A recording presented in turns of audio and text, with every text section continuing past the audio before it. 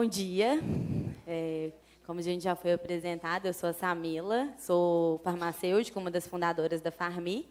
E a Luciana, que também é minha sócia, a gente está nessa empreitada aí há 1 ano.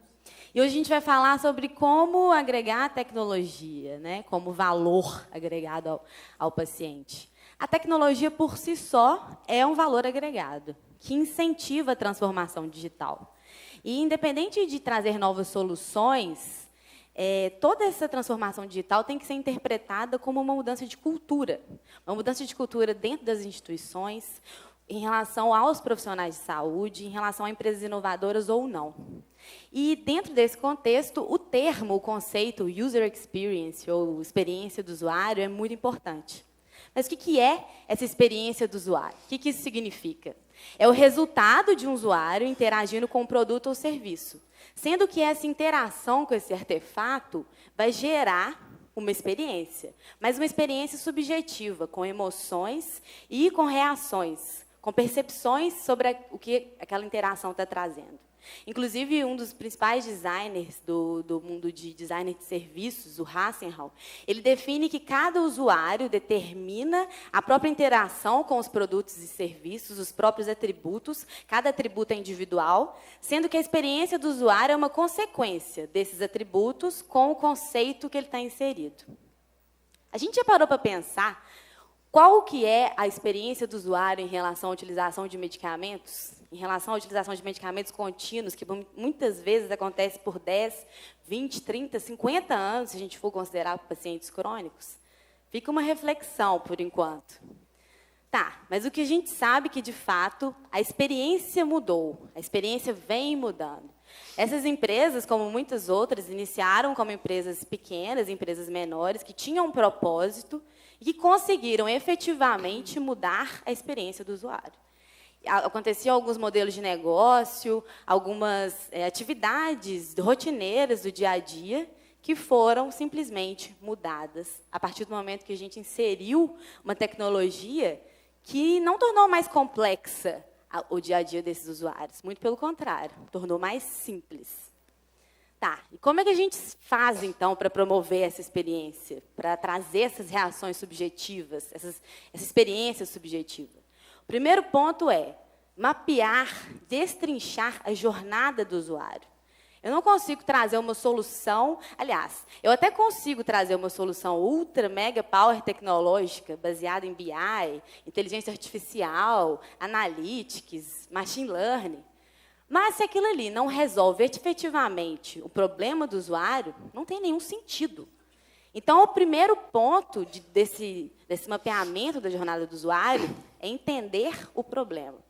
Entender os gargalos, as dificuldades, os problemas que ele está vivenciando no dia a dia.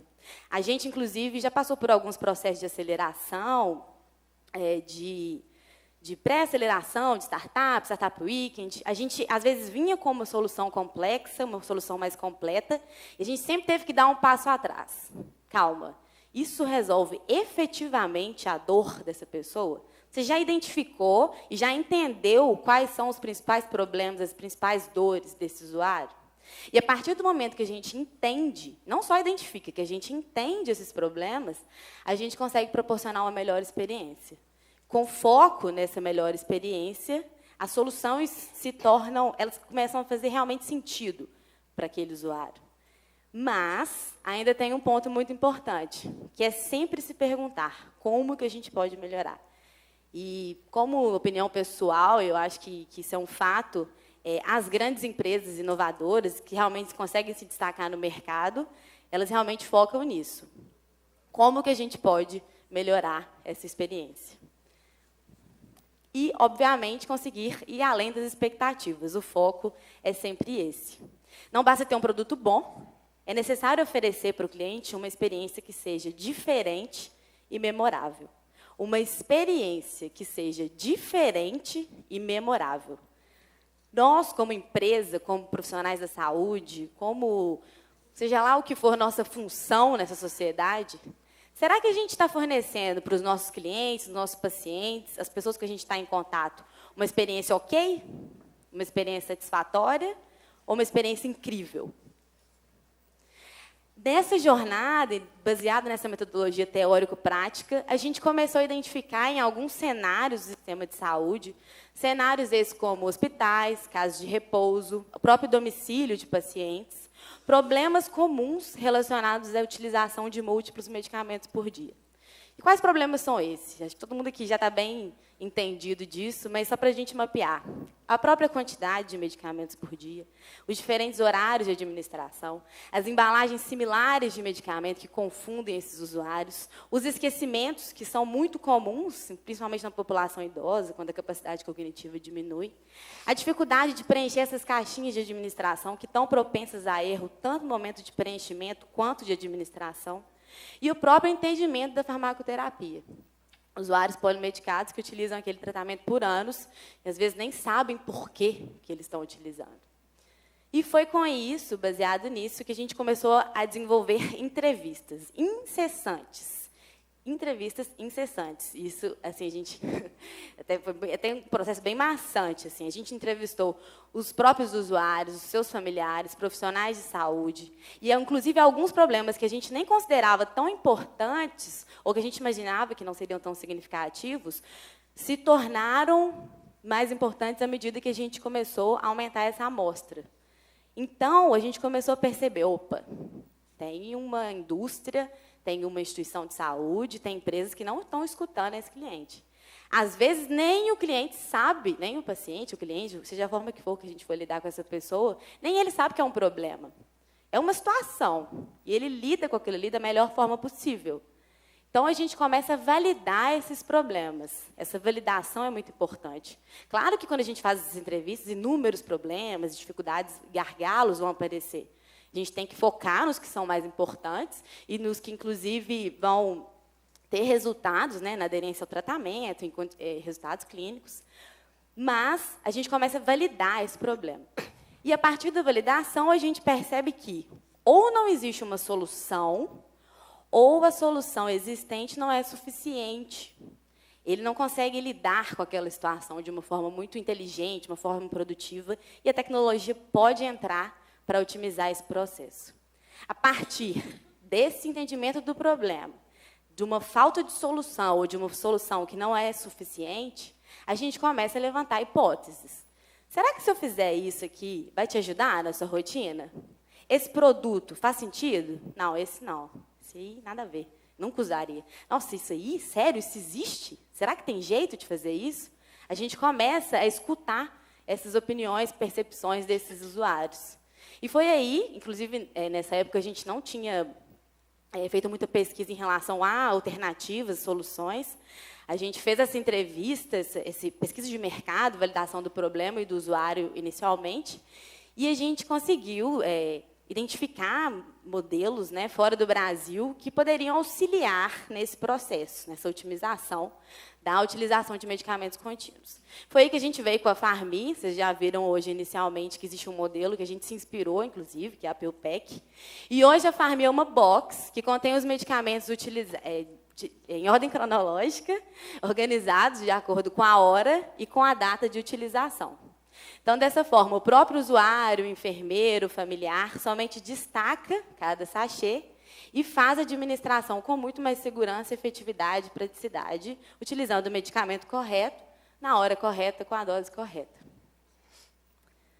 A gente identificou esses problemas, inclusive a Box hoje é uma ferramenta do serviço farmacoterapêutico, né? Ela auxilia a gente a fazer esse acompanhamento do serviço farmacoterapêutico, mas, além disso, a gente identificou outros pontos. O tempo, por exemplo, que os familiares tinham para organizar esses medicamentos ou ajudar seus pais, seus avós idosos, era muito, muito crítico. Então, a gente hoje entrega a box automaticamente, de 30 em 30 dias, na casa dessas pessoas. Então, ela não tem que se preocupar em fazer, às vezes, controle de estoque, ficar preocupado com a apresentação farmacêutica. 28 comprimidos, 56 comprimidos. Acaba antes do mês terminar, acaba depois do mês terminar. Tem que correr na farmácia para comprar. Hoje, a gente faz esse controle de estoque automático.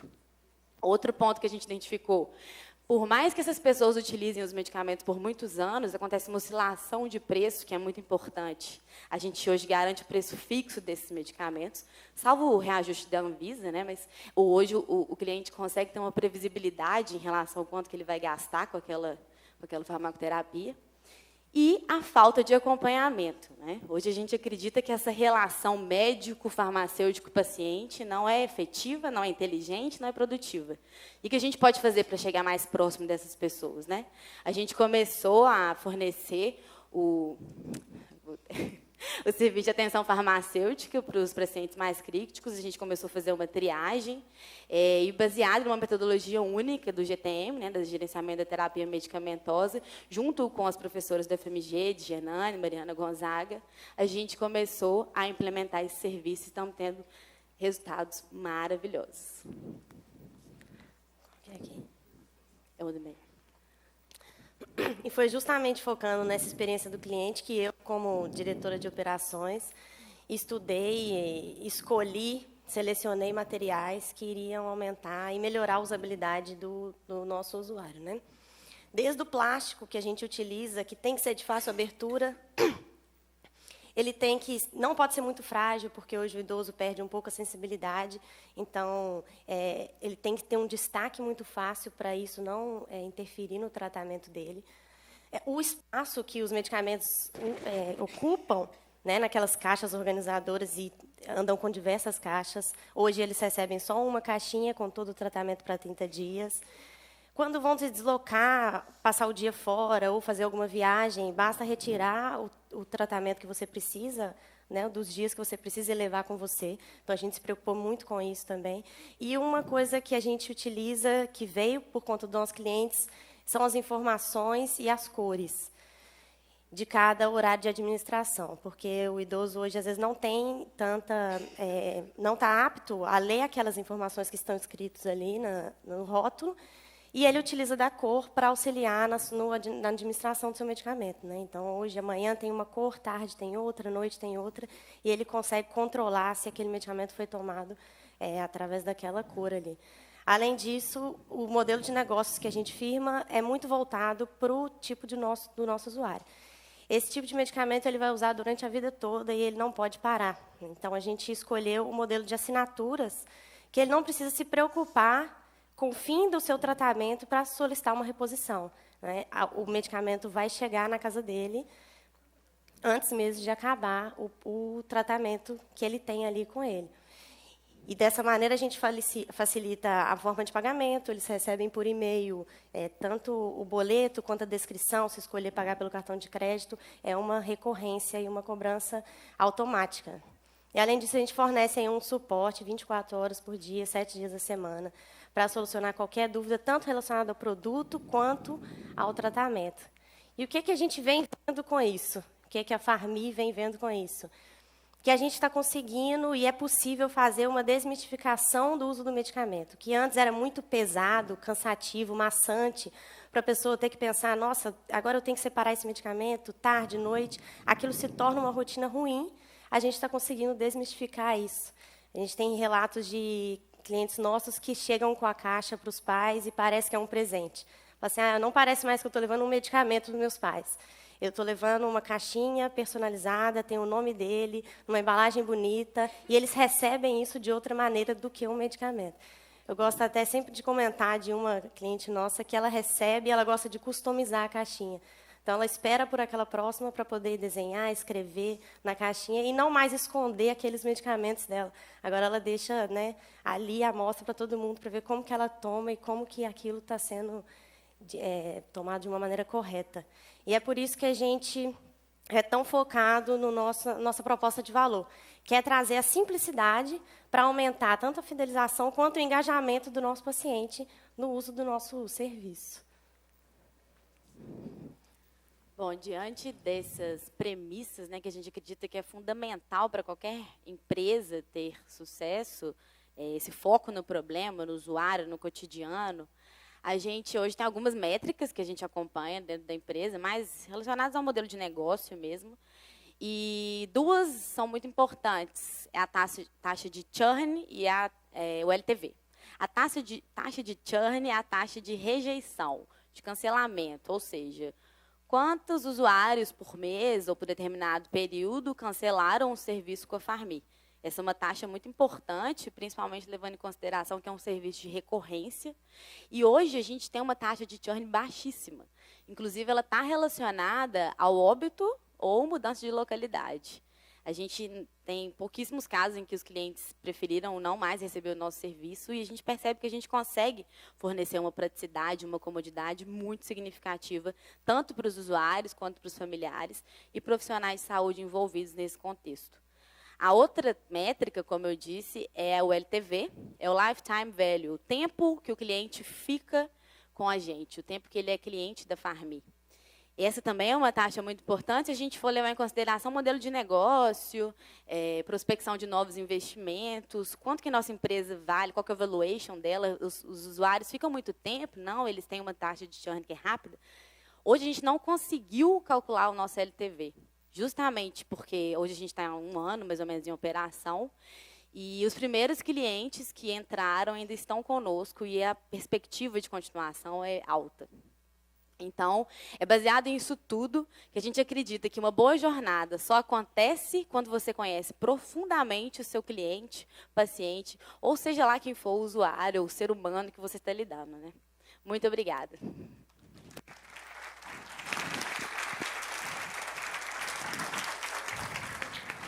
Muito obrigado. Então, deixa eu entregar aqui uma lembrancinha para vocês. Pode pegar aqui. Vocês não têm noção quantas perguntas chegaram. Eu não sei como que eu vou me virar nisso agora. Mas, enfim, primeiro, parabéns.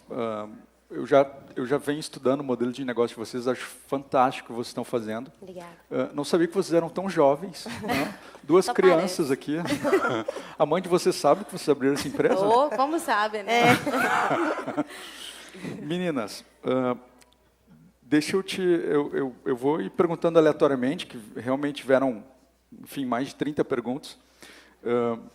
Os colegas estão perguntando como que vocês fazem a questão de relação com o cliente no sentido de atenção farmacêutica, de cuidado farmacêutico. Essa atividade que é 24 horas, 7x7. Como que vocês fazem dentro do modelo de negócio de vocês, que nas minhas aulas eu falo que não é a uberização, mas é o Netflix do cuidado farmacêutico, né? Isso. Que é o serviço por assinatura. Bom, hoje a gente faz o contato inicial, né? Sempre vai um farmacêutico, à medida que a gente tem um novo cliente, ele faz essa visita, né? Essa consulta, analisa ali vários aspectos. A gente tem um contato mensal, porque, por exemplo, a gestão de prescrição médica a gente sempre faz, né? Faz assim, a gente acompanha. Então, eventualmente, alguma prescrição tem que ser retida. Você está com a prescrição e já teve alguma alteração esse mês? Como é que está sendo? A questão da atenção farmacêutica, claro que ela é muito mais complexa do que esse acompanhamento. A gente fez uma triagem realmente dos pacientes mais críticos e aí a gente implementou o serviço de ETM, né, nessa porção de clientes, mas são 2 coisas bem diferentes, assim. Tá. O pessoal está perguntando isso sobre medicamentos controlados, como é que funciona, enfim, a questão regulatória disso e como é que foi o início, a disrupção do modelo em relação aos órgãos regulatórios. Então, em relação ao medicamento controlado, hoje a gente retém a prescrição física, do modo como deve ser feito, né? A gente tem um processo logístico em relação a isso, então, enfim, dentro dessa gestão de prescrição, a gente busca e dispensa depois. Em relação aos órgãos regulatórios, hoje o que a gente faz não é proibido, mas também não é permitido por lei. O que a gente encontrou foi realmente um respaldo legal para encontrar uma brecha mesmo, né, em relação a isso. A gente sempre esteve muito próximo da vigilância sanitária, dos órgãos, enfim, né, CRF, CFF, e eles entenderam o nosso propósito. Então, assim, a gente tem um modelo de negócio hoje, a gente tem uma organização, uma estrutura física, inclusive, que permite isso, e, principalmente, a gente garante a rastreabilidade de todo o processo. Então, desde o momento da ordem de compra para o meu paciente, inclusive todos os processos são personalizados, eu consigo uma rastreabilidade. Eu sei exatamente nessa box qual que é o lote, a validade, o laboratório, a dose, tudo que está ali dentro. Eu tenho banco de imagem relacionado a isso, eu tenho uma inteligência artificial que a gente desenvolveu durante todo esse tempo de empresa. Então, o mais importante para eles foi segurança e rastreabilidade. E a gente sempre comenta que a inovação é precedente à mudança da legislação, né? Então, se a gente não fizer e não inovar para mostrar que existe melhor do que está sendo feito hoje, a gente não vai conseguir uma mudança, uma disrupção. Excelente, porque tem muito colega que fica esperando a regulamentação, com medo. para esperar regulamentar, e a gente vê quem faz acontecer, mete a cara e depois regulamenta. A gente vê que existe uma demanda do paciente, então, assim, legislação ou não, isso tem que acontecer. Né? Claro. Perguntaram aqui como vocês fazem o controle de qualidade e como funciona em relação a outras formas farmacêuticas, líquidos, bombinhas. Hoje, o que acontece com o líquido, bomba, pomada, é que a gente só oferece a questão da assinatura, né? A gente faz uma gestão do que ela utilizaria no mês e a gente manda isso junto com a box, mas não tem como colocar, né, no dispensador em si. Mas hoje o controle de qualidade, como a gente corta todos os blisters, a gente analisa antes e quando tem alguma inconformidade no blister, a gente ainda tem essa vantagem, porque se eu vejo uma inconformidade ali, que muitas vezes acontece e vem da indústria, eu notifico, né, a indústria e o distribuidor e eles recolhem e eu coloco outro. Se é o idoso recebendo em casa e ele recebe um blister onde tem a falta de um medicamento, por exemplo, ele pagou por 30, utilizou os 29 e falta aquele ali, ele não tem como recorrer tanto a isso como a gente. Né? A gente ainda faz esse controle antes de fazer a confecção da box. Eu vou juntar duas perguntas. Se é entendido pela vigilância como fracionamento, qual que é a abrangência de vocês? Estão pedindo para entregar aqui em Porto Alegre. E também perguntando... Isso, vamos responder essa enquanto eu leio as outras. A abrangência de vocês. Desculpa, como que é feita a entrega na residência, se é pelo correio, se é por outra empresa. E a questão do fracionamento. Isso aí, do fracionamento. Hoje, a gente tem operadores logísticos que entregam isso, não é pelo correio. A gente percebeu que a gente nem pode depender do correio para entregar uma coisa tão importante, né? Enfim, o paciente não pode ficar sem medicamento. A gente ainda está só em Belo Horizonte, mas a perspectiva de ir para outras capitais é muito próxima. Assim, até o final do ano que vem, a gente vai para mais 3 capitais do Brasil. A gente vai ter uma sede física em cada uma delas. Né? Então, mas a gente está fomentando bem o mercado belo-horizontino, validando bem como que esse modelo de negócio vai escalar efetivamente. Em relação à lei do fracionamento, hoje nós não operamos com a lei do fracionamento, até porque existem inúmeros vieses e exigências mesmo, né, da lei, que os medicamentos hoje não saem da indústria de uma forma com que a gente possa seguir a lei do fracionamento. O que a gente faz hoje é um serviço de acompanhamento farmacoterapêutico para essas pessoas. Nós temos um CNPJ de farmácia, nós somos uma drogaria, a gente fornece esses medicamentos e a gente tem esse serviço acoplado. E a farmácia de vocês funciona fisicamente? É aberto ao público para quem quiser? Então, do ponto de vista legal, é uma farmácia aberta ao público. Mas você chegar lá, não vai ter muitos medicamentos para o público comprar, né? Então, assim, um analgésico. É uma farmácia que está na rua, ela é de porta aberta, mas é uma porta de vidro. E é como se fosse uma distribuidora mesmo de medicamentos. E a gente trabalha por demanda, né? Então, eu não tenho um grande estoque na minha farmácia esperando que um cliente venha buscar aquele.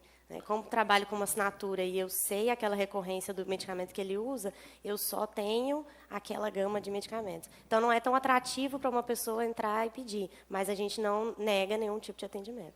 Ok. Uma pergunta. Em relação ao preço dos medicamentos de vocês usam PMC e o pessoal está perguntando quanto custa o serviço de assinatura para o paciente.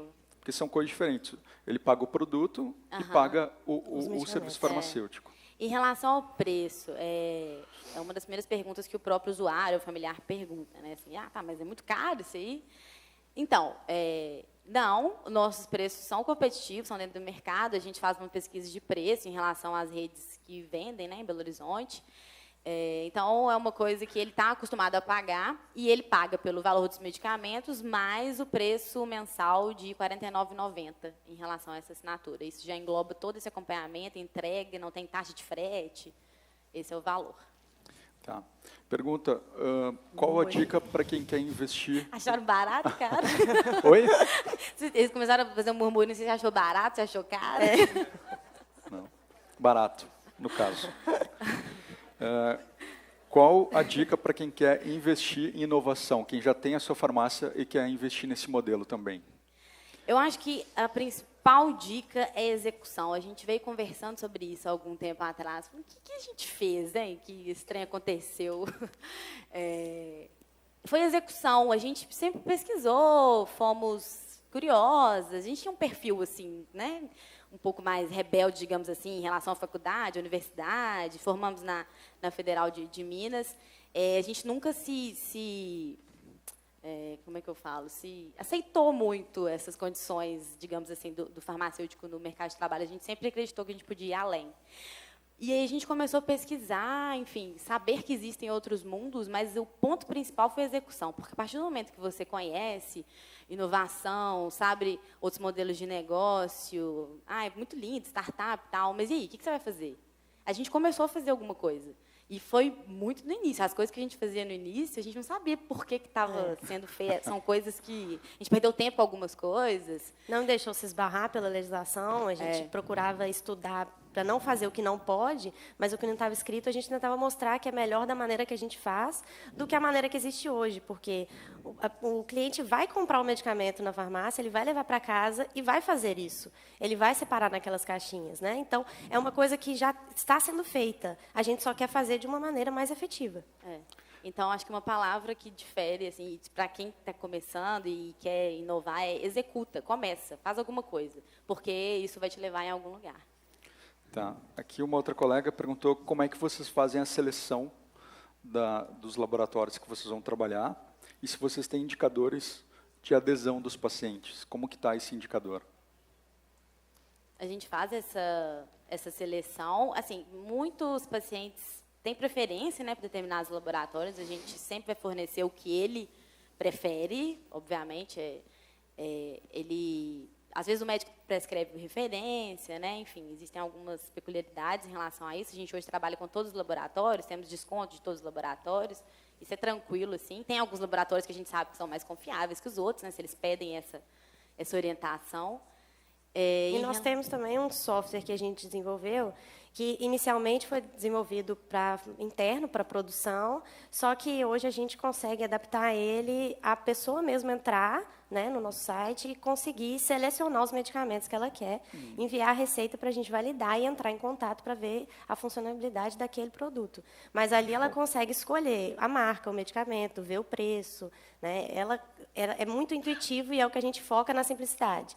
Ela consegue escolher os horários dela e só anexar a receita para que a gente valide e procure ela, né? Principalmente no caso dos medicamentos controlados. Show. E para ver a validade daquela receita com que ela escolheu ali no software. Temos 1 minuto ainda, finalizar com 2 perguntas aqui. Como que é o perfil dos pacientes de vocês hoje? E como que foi a aceitação? Como que está sendo a aceitação de pessoas que estão acostumadas no método tradicional, de ser atendido na farmácia, para essa pessoa digital? Como que está sendo a aceitação deles? O perfil é o idoso polimedicado com diversas doenças crônicas. É um perfil mais classe A, B, por enquanto. A gente tem uma melhor aceitação desse público, mas a gente percebeu que o cliente, quem tira o dinheiro do bolso, efetivamente enxerga um valor nisso, é o familiar. Ele que está preocupado com o pai, com o avô, que sabe que não está tomando o medicamento corretamente, que tem dificuldade nessa aderência. Então, esse é o perfil. E a outra pergunta? A aceitabilidade dos pacientes em receber em casa. Aí. A gente tem até um feedback de um cliente que mandou um e-mail falando que é como se ele tivesse um carro tradicional, né, manual, antes, e agora ele tem um carro automático e dirige sozinho e que não precisa fazer mais nada. Autônomo. Elétrico. Sim. Está sendo ótimo, assim, excelente. A gente tem uns feedbacks muito bons. A gente, às vezes, põe um áudio assim, de cliente, escuta 30 vezes e fala assim, meu Deus. É muito bom, assim, a gente fica lisonjeado. É um pouco difícil ainda em relação à prescrição, se a gente pensar nesse mundo digital, né? Essa questão da prescrição física ainda é um limitador. Então, a gente tem essas dificuldades em relação à logística e tal, mas está sendo tranquilo. Tá bem. Queria agradecer a vocês. Eu que agradeço. Tá? Um espetáculo o trabalho de vocês. Finalizar com uma mensagem aqui de uma pessoa que está assistindo pela internet. A apresentação disse, estou acompanhando pela internet por motivos de saúde, mas a vontade de me teletransportar até aí. Estou muito emocionada ao ver 2 colegas empreendedoras e realizando de maneira tão linda, focada na experiência do usuário. Estou com os olhos cheios de lágrimas de emoção. Nossa, obrigada, a gente também se emociona. Parabéns. Obrigado.